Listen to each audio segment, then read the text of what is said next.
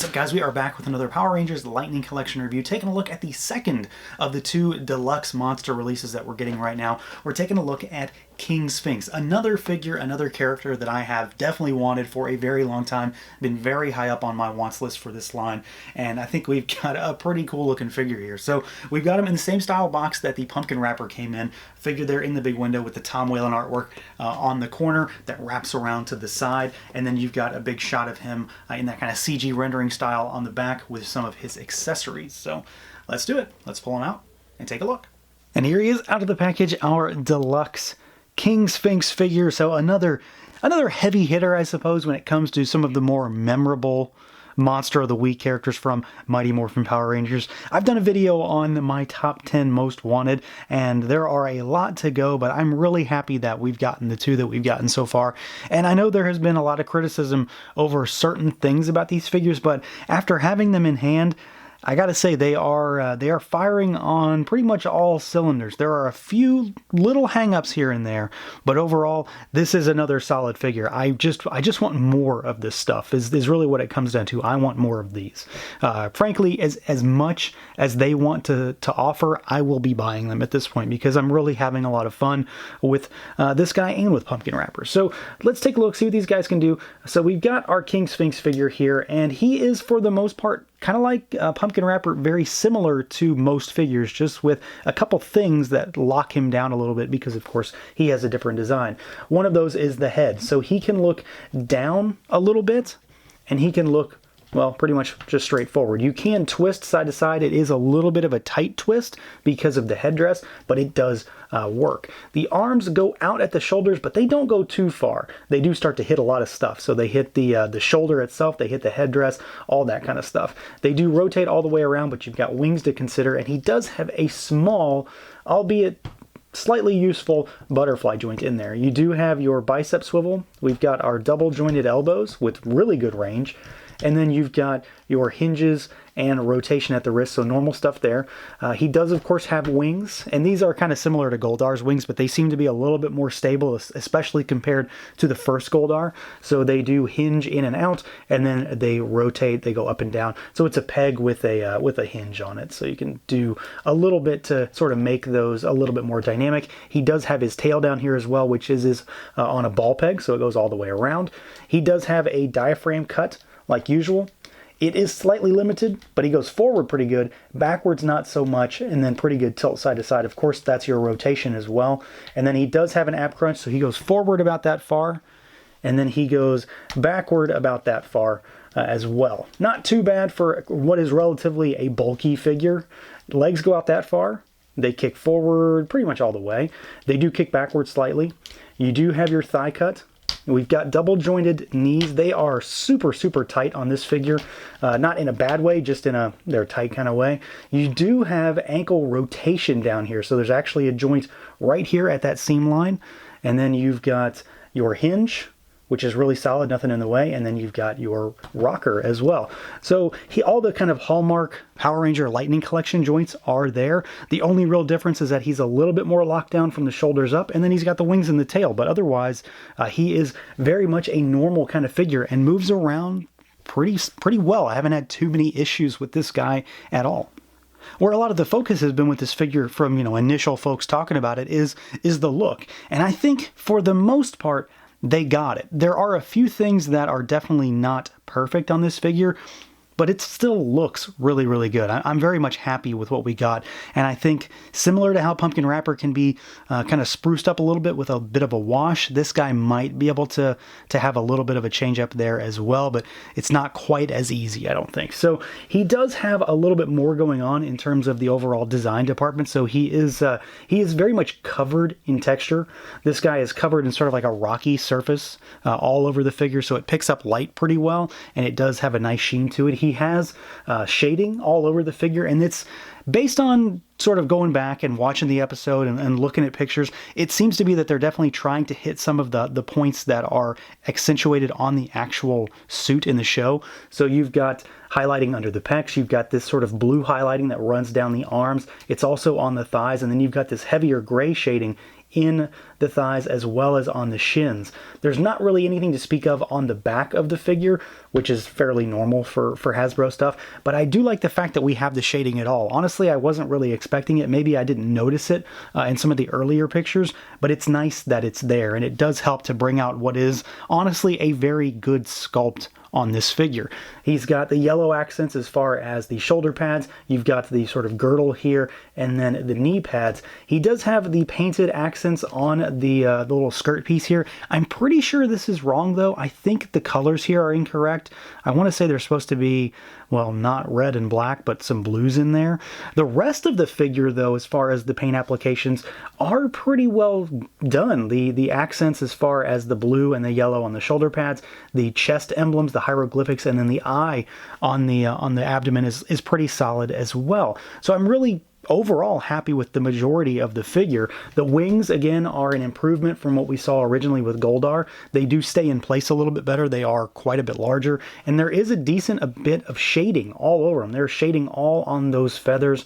It's sort of like a sort of like a concrete look to it, basically, is what it ends up being once you really got it in hand and get a good look at it. So there is a lot of sculpt, a lot of detail within these feathers, and then they are pretty much covered in that wash. And then you've got his tail, which has the little bit of fur on the end with just a touch of black paint.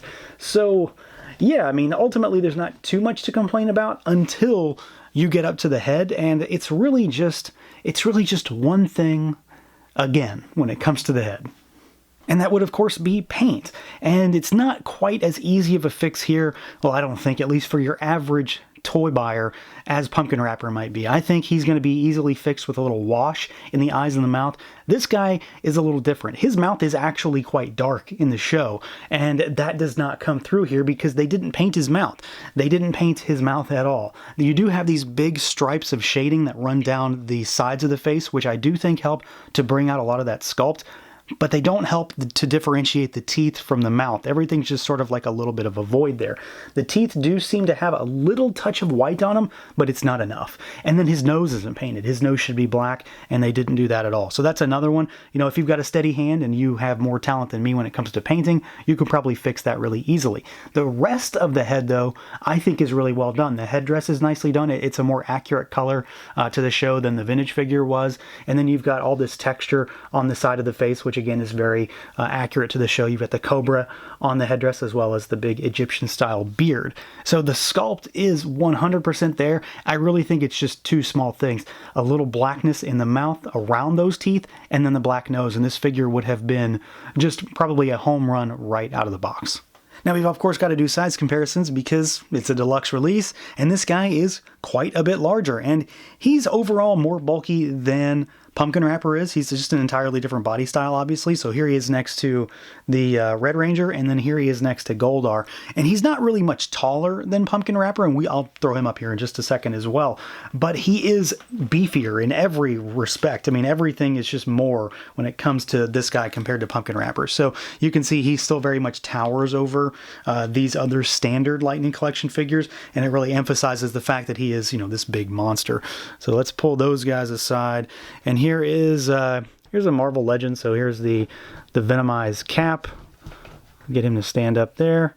And then we've got, of course, as usual, the Beskar Mando. So some standard 6-inch style figures. You can see he very much towers over them. But then here he is with Pumpkin Wrapper, just to give you an idea of what he looks like. And you can see that they're very comparable in terms of height, but in terms of bulk, it's an entirely different story. There's a lot more plastic going on with Pumpkin Wrapper here compared to King Sphinx in the head, but when it comes to the overall figure, it's just a night and day difference. This guy's still, you know, thin and wispy, and this guy's just a big beefcake there. And then maybe one other larger figure. Here he is with the Dolph Lundgren and He-Man, just for a little bit of scale. So there's a more slightly taller than 7-inch figure. You can see that King Sphinx does have a lot of size. These two figures, I mean, since we got them both on camera right now, are very much large and have a ton of shelf presence compared to everything else we've gotten in the Lightning Collection so far. The last comparison we need to do, though, definitely needs to be the one to the original Bandai vintage 8-inch King Sphinx that we got back in, '93. And, I mean, it's not like because there's a tremendous amount to really compare to, but you can see just how well translated this design has been into toys. This is actually a really solid figure for this particular line. I love this thing. This is mine from when I was a kid, and I still obviously have it. This is a tremendous, tremendous update, though. The one thing, however, that is glaringly different here is that the vintage figure does have the painted nose and the painted void in the mouth. It does have a different headdress color, which is slightly inaccurate, but for the time, this is fantastic. So, you know, there is that little miss here, really, when it comes to the overall look and feel, but you can see that we've got our original figure and then a really, really well done update in the Lightning collection. So it does have a couple things that I wish they would change, but I'm really happy to have these two side by side. It's a bit of a nostalgia trip, which I'm always up for when it comes to my toys, but I think we've got a really, really good update, especially when you have the ability to compare them right next to each other. Now, as far as accessories goes, King Sphinx isn't quite as stacked as, say, Pumpkin Wrapper was, but he has all the stuff he needs, so I'm not really too upset about how much he comes with. And he does get the big wings, which I think probably play a factor into what he can come with as far as overall cost. But to start with, he does have a couple extra hands, so you've got